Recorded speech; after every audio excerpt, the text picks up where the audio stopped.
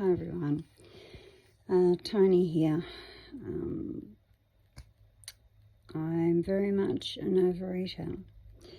I haven't been to an Overeaters Anonymous meeting for several years. Overeaters Anonymous is where I started, where I first started going to 12-step meetings, and if anything, I really do believe that my food addiction is my predominant addiction, then the alcohol and then the drugs. But really, it doesn't matter what the addiction is up here, it's what's going on underneath that counts. That's the stuff I've got to look at. Why am I wanting to find some kind of solace in food, in alcohol, in drugs? These last few days I've just been fucking eating all this shit food and I feel sick for it. I know I've put weight on, I can feel it in my clothes, and for me to even put 2 pounds on, it's like, oh my God, panic. I panic. And that's what I'm doing now. I'm panicking. I don't want to go back to that 105 kilo person that I used to be. And even though, yes, I was powerlifting at that time, but it scares the shit out of me to have to go back to that size. And it scares the shit out of me learning or trying to stay at a healthy weight. I mean, a healthy weight, BMI, all that sort of gizmo, although they don't really worry too much about the BMI these days, it's more other things. I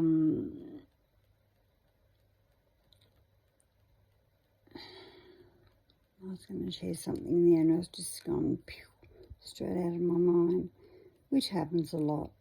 It happens a lot.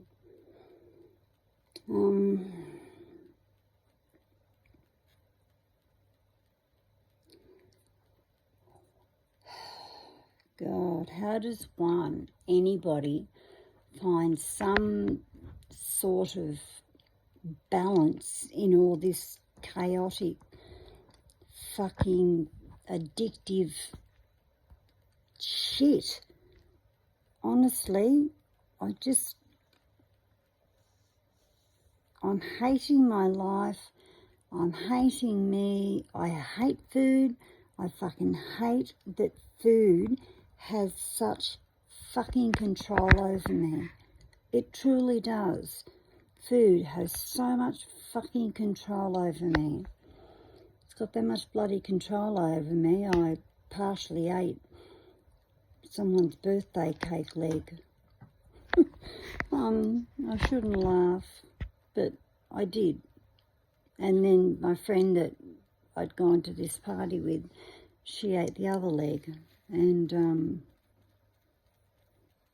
I actually shared that at the end of one of my previous shares.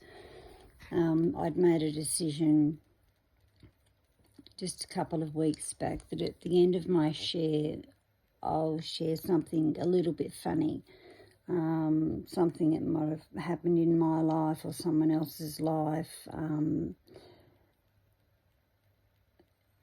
It just helps me for it to not be so morbid all the time. It's like this addiction, this food, alcohol, drugs, substance. I'm not a gambler. I've never been a gambler. That's because I'm too tight to bloody lessen with the money, because I'd want it for the alcohol and the drugs. But it's like I'm wanting to continually fight the process, and somehow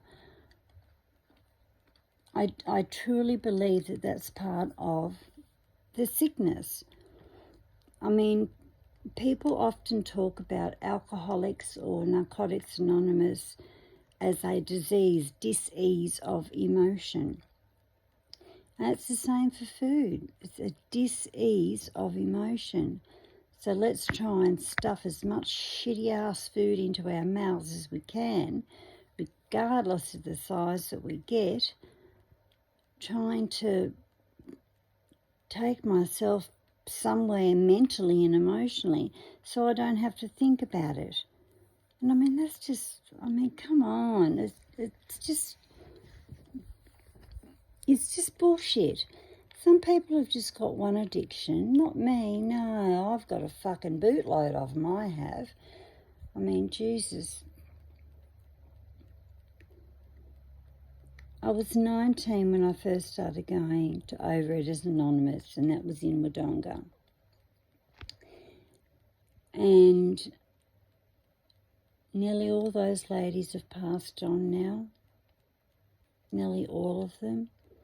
I ran into one lady who just, not intentionally, but it's the way it was. She just informed me that Margaret, Pearl, Ruby, all these ladies that were going, Marguerite, everyone's gone. They're all gone. They're all aged and cancer and... fuck. I feel so alone when it comes to all this addictive stuff. I really, really do. I'm just a bit chaotic here. I'm sort of looking at me with this reflection going on. I'm trying to find, that's better. I'm trying to find a way to talk, that's better, without all the reflective stuff. Don't mind the stuff in the background there, bloody washing and folding and bloody renovations that have been taking 10 years as well. It's been a pain in the friggin' ass as well. But I honestly, I can have periods of time that my way of coping with food is I hand it to God. I know it might sound a little bit crazy, but I hand it over to God. And nearly everything in my life, I hand it over to God.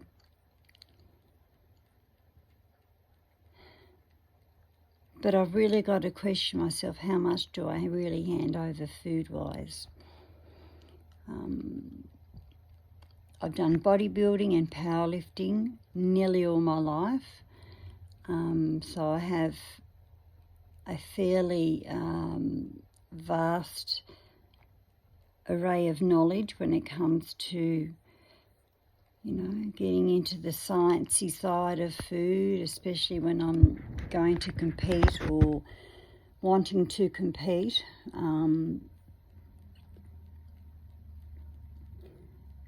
And I panic. I absolutely panic.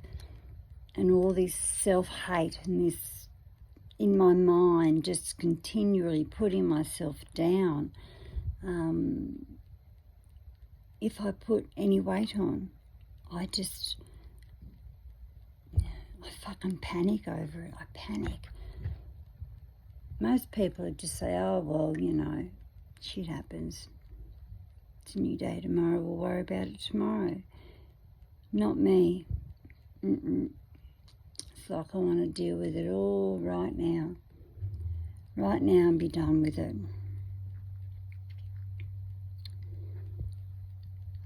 I've been an overeater all my life. All my life. And all my life I've been shamed for it. I've always thought myself this horribly large, ugly, revolting person. And when I was younger, like on Christmas Day, Easter, we'd all do all this cooking. I always had to do the eggs, pretty exciting stuff, but that was my job. I used to do the eggs. make curried eggs and all that. And I don't know, I must have been hungry and put too much on my plate, and my father sat there looking at me. And I was so scared, I did not know what to do. I just sat there and sort of looked at him trying to sneak down my chair, and he just got stuck into me with these verbal nasties for being fat, for being ugly, for being fat, for being ugly again, for the amount of food. Come on, gut's sake. Why don't you put a bit more fucking food on there, you fat cunt. And that's how he used to talk to me, especially with food. And then if I got to a point that I didn't want to eat anything, he would get the Wheat Bix out, sit them on the table. He'd put them in the bowl, put the milk and the sugar on them, sit there with the belt and say, eat them. And every time you don't take the mouthful, I'm going to slug you around the head with it. Well, that was really great dealing with it. And then he'd get up and say to my mum, well, see, there you go, Leela, no problem there. Every time she doesn't eat, tell me and I'll flog the fuck out of her. Wow. Let's all learn how to, cope with food addiction or emotional turmoil by having the shit flogged out of us. But that was my dad's way. That was my dad's way. I'm saying it's more so wrong than right. I never knew how to have a relationship with food. I never knew. I was never taught. It was never shown to me. He could be at the head of the table and no joke, his plate would be this high with food. And it didn't matter. And if you had it on your plate and he wanted it, he'd just fucking take it. He didn't give a shit. Whereas for me, all it did was spark issues between myself and my siblings. That's all it did. Spark issues between myself and my siblings. And it's something that I've never come back from. And I truly don't think I ever will. I really do not think I ever will. Every meal I go to sit down and eat, my dad's face comes to me and I'm looking over my shoulder. The bastard's been dead for over 25 years and I'm still looking over my bloody shoulder. If only he knew, and I reckon he did know, if only he knew the compromising or the way he spoke to us and what he said to us. It's like he didn't care. It's like he just didn't care. I know he had a shitty childhood. I know he did. But you know what? I had a fucking shitty childhood. I had a shitty childhood too. Beaten black and blue, fucking thrown around the room, bloody, you name it. I said the wrong word at the table one night and got the shit flogged out of me for that. I can't even remember what the word was. I think it was cream instead of sponge or something really, really trivial. And he's just gone right off the nut. Yeah, fucking smart, cunt you. Grab you by the scruff of the hair and off you go. You know you're done.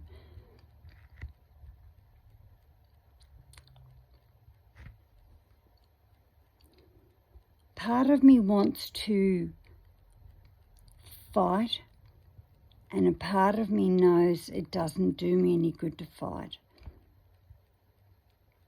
I don't know where I'm fighting or what I'm fighting, but it's like a part of me in here, it's a fight. It's this fucking big void, massive. Think Niagara Falls, this fucking big void,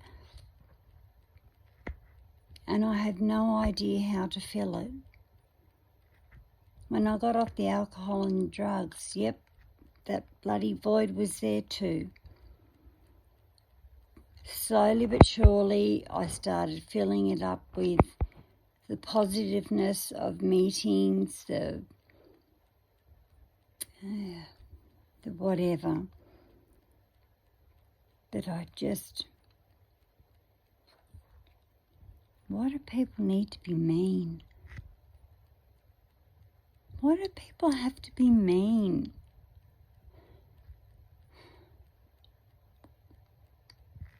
I don't believe I was born mean. I just don't. At school, I'd watch girls be mean to other girls. And for what?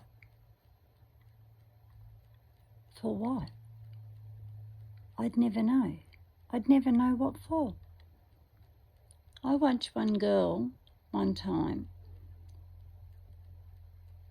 go to the back of another girl that I was friends with, and she had a rat's tail. They were the in thing at school. I was never allowed to have one. It was a case of long hair, short hair, take your pick. Never anything in between. And she just walked up and cut it off. Just walked up and went snip. And I looked at her and I said, "What did you do that for?" "I don't like it." "Well, I don't like the look of your colour. I don't like the colour of your hair. So what are you going to do about that?" She just stood there and looked at me. I said, "That was really fucking nasty what you just did there." I was always one for the underdog. Couldn't help it. I was always one for the underdog. And I remember this girl's name, and I could tell you her name, but I can't be bothered with that shit. Fuck. Because it would still go on, the bullshit lies and the, making excuses about it. It would just fucking be there somewhere.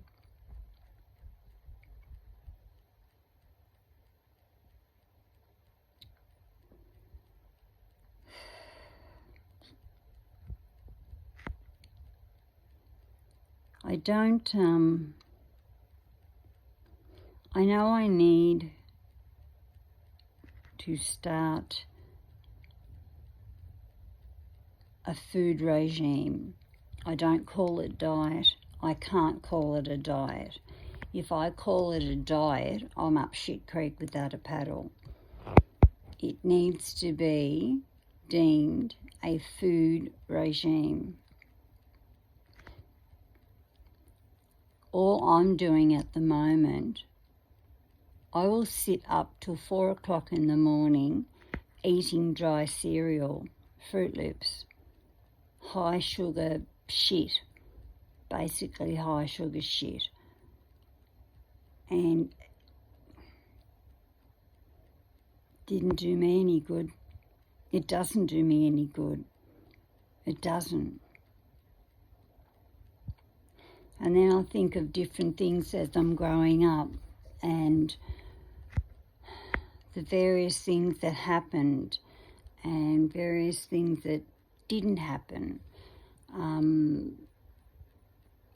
We'd go swimming and I'd be too embarrassed to go in because I was too fat. I felt too fat. And then Dad would go, "Well, why aren't you going in?" "I just don't feel like I swim, Dad." "Get your bloody bathers on and get in the fucking water.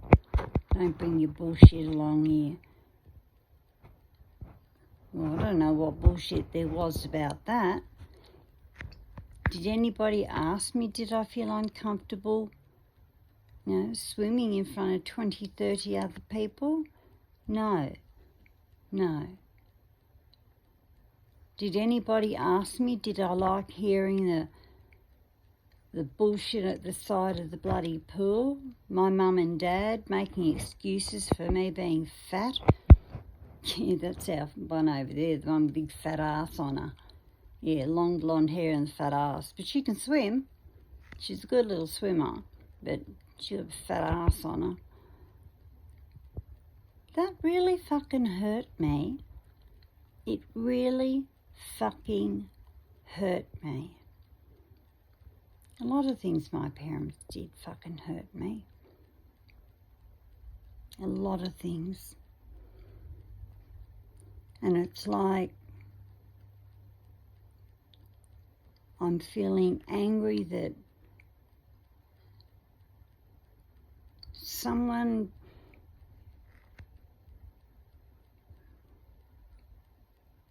I just wanted to feel loved. Bottom line here, I just wanted someone to love me. To love and accept me for who I was. Not go wash your mouth out with extra sugar or, stick another lolly in the pocket or empty all your pockets out so we know you got no shit in there.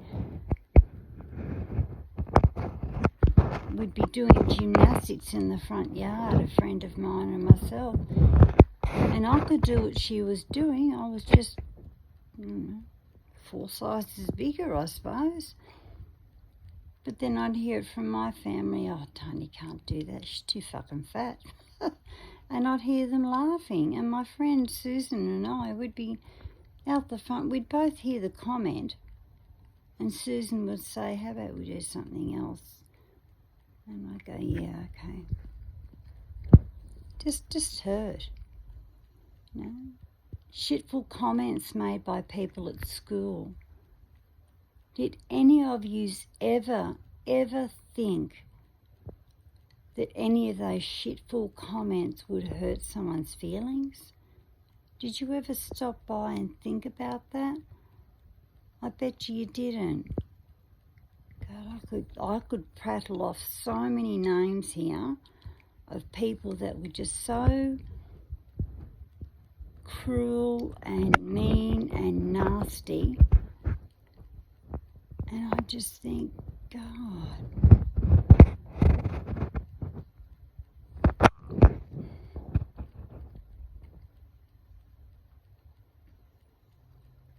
I've been eating 1 meal a day for the last 2-3 years.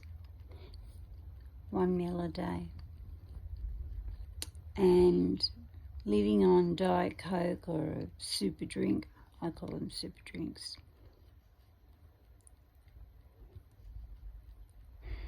And I got down to 64 kilos.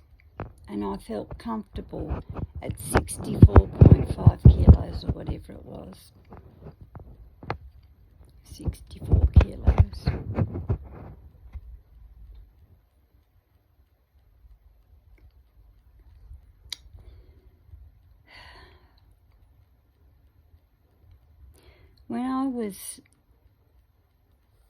When I was being good in regards to being victorious over food, for the want of a better word, or being abstinent, I also have to watch the alcohol and the drugs because I would want to get stuck into them. And then because I've got stuck into them, well, it doesn't matter, I've fucked it all up, so I can just go ahead and eat whatever, and I'll start again tomorrow. Tomorrow was always a different day. Tomorrow was always a new day. Tomorrow I was going to start. And you know what? Tomorrow will still come. There will always be a tomorrow. There will always be a today. And there's always a yesterday. And from where I'm sitting right here, all 3 are fucked. All 3 of them are fucked. Fucked and fucked. That's how I feel at the moment. God, I remember going to Overeaters Anonymous and the poor old women there. I'd be F this, F that, F something else, and the poor things would be diving under the carpet. One person called me a breath of fresh air. I don't know how she found that one. But anyway, it's nice when I can control my food intake, when God can help me to control my food intake. It's nice when I've got a hair stuck in my glasses. It's nice when I can somehow, be good from all three of my addictions. I mean, most people get one or two, but no, not me. I've got to make it 3.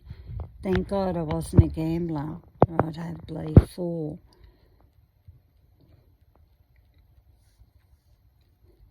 I don't know. It's like I want to say something, an epiphany of some sort that's just going to, throw me back into the right road again, and off I zoom, I'm all bloody well. And it's not happening. It's just not happening. Not at the moment anyway. I've been wanting to talk Overeaters Anonymous for bloody months and months, and I thought, oh look, I'll just settle on the AA talking. But then I realised that there's an OA there as well, and an NA as well.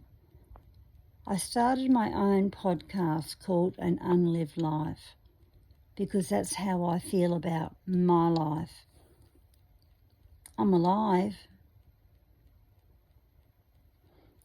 but I've never ever experienced a lived life. Never. I was always put down. I was always less than second best. Always less than. Fuck.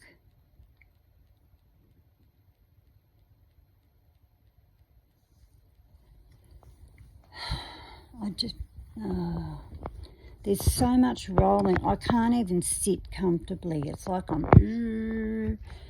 can't even sit comfortably in the bloody chair. And it's not for fear of people hearing me, because I'm here on my own at the moment. My son's in town seeing his girlfriend, and so I'm basically here on my own. Honestly.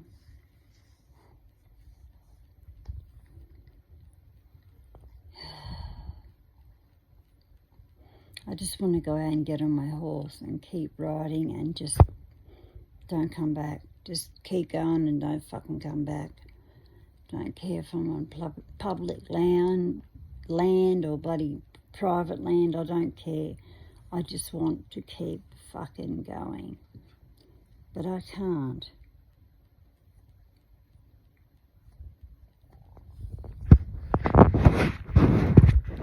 When I'm training in the gym, when I have my exercise regime happening and I'm sticking with it, my food falls into place so much better. So much better.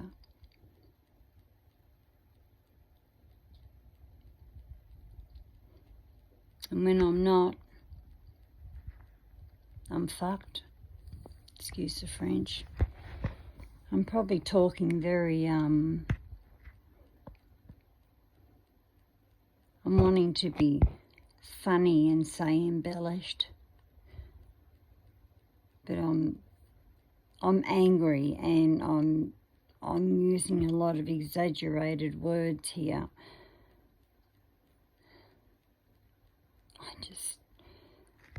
I just wished I had a day of none of this shit. I truly believe that this is the shit as to why I lost my kids. I didn't lose my kids. My kids chose to go. I better get that one right. I didn't lose my kids. My kids chose to go.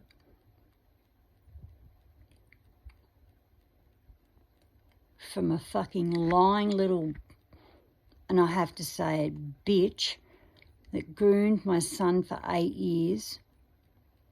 8 years, and I was dumb enough to not listen. I was listening to her and believing that what she was saying was right. And then she started dropping several hints.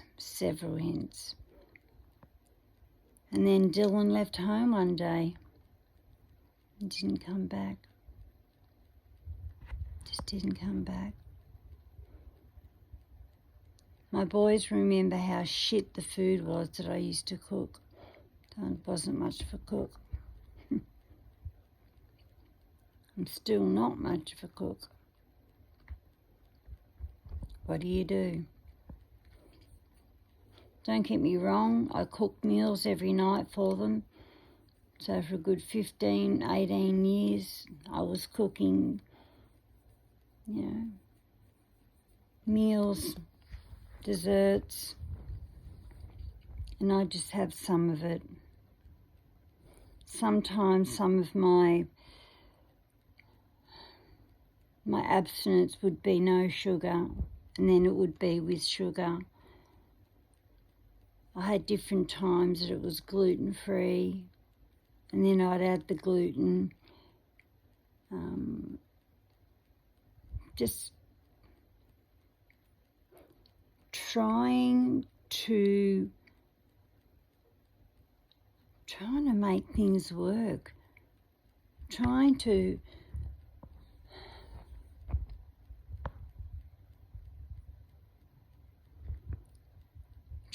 find someone that I can bounce things off from a food perspective.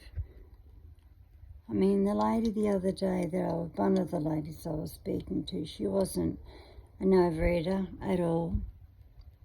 She came in a wheelchair and left in a wheelchair, and to a meeting, that is.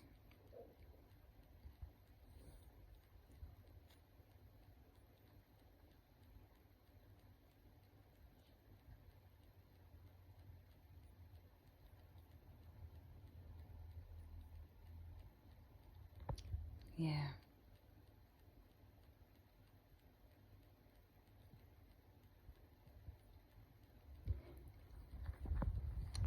I need to make a decision within myself. Where do I want to go with this shit? Do I want to continue to keep fucking up and keep eating this fucking food that is not good for me? Or use a bit of initiative and band myself away from it all? There's no right way. That's one thing in Overeaters Anonymous. There's no right way to have your food. There's not. In AA, you just don't drink, and you just stay away from alcohol and or drugs. In NA, Narcotics Anonymous, you just don't take fucking drugs. You just don't take it.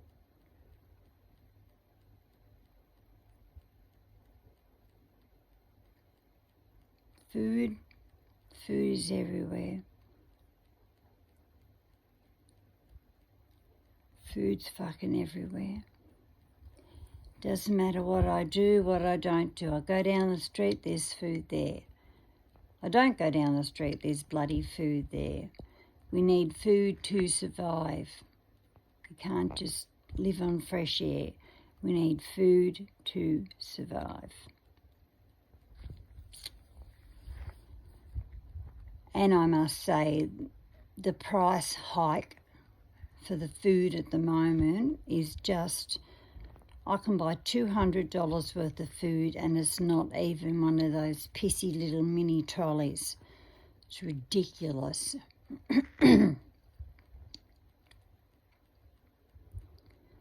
Yeah.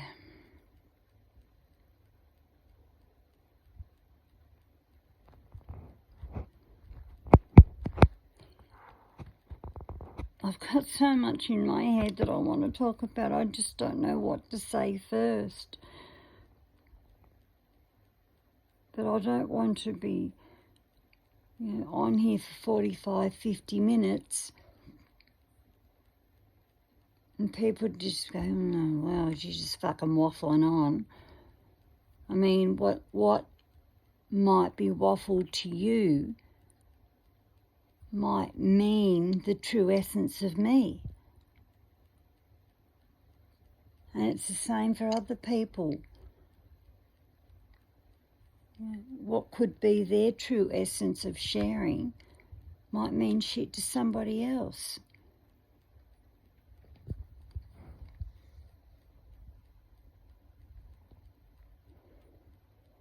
It's hard. It is so hard having 3 addictions: alcohol, food, and drugs.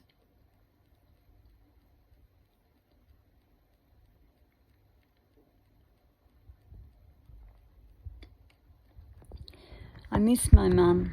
She's been dead for over 3 years, 3.5 years. And I miss her severely. I really, really do.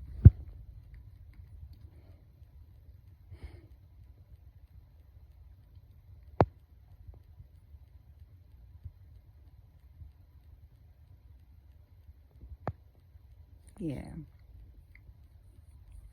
I don't know. Maybe I need to stop here. I'm sort of blanking in and blanking out at the moment, and it's not really a good place for me to be. I usually do this when I'm overtired and nothing's making sense for me. Anyway, I hope you will accept me at Overeaters Anonymous. I really do. Like I said, I haven't been to a meeting for many years. I'm 57 and I first started going to OA when I was 19. I think I bought as many books as I could possibly buy that very first night because I related to so much. Just related to so much.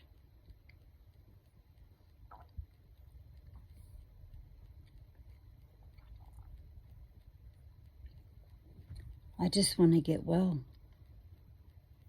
but I don't know what that is. What does well look like? Truly, what does well look like? I don't know. I've not ever really seen myself well, whatever that may encompass.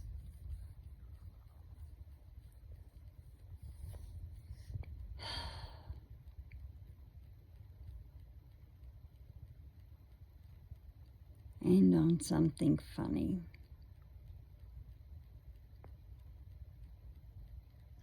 I don't know what to answer. I don't really need to. I don't really know what to say. It's probably a better term. I mean, nobody's probably even listened to this because that's what it's felt like. I've been speaking for a couple of months now, and my son's the only one that probably sounds like a poor me at the moment, but it's not really. I'm just saying it because that's the way it is. He's the one that has done the subscription or whatever you call it.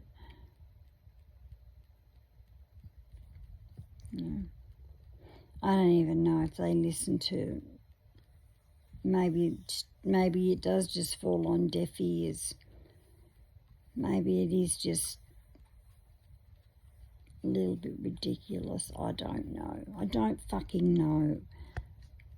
All I know is that I need to stop fucking eating all this shit food. And I need to try and stop being fucking angry.